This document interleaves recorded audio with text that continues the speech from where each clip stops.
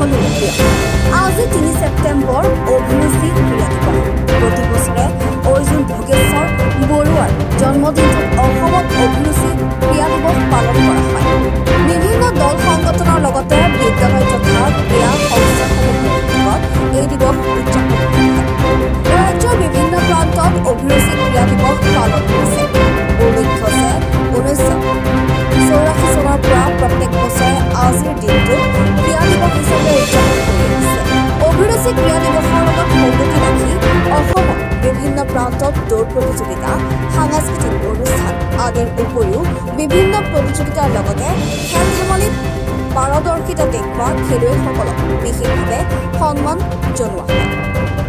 News desk any Bharat.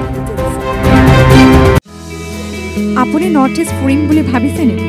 আপুনি north east ক'ত কেনেকৈ ফুৰিম বুলি যদি ভাবি আছে, তেতিয়াহ'লে এতিয়াৰ পৰা আৰু চিন্তা নাই। আপনি গাড়ী আছে।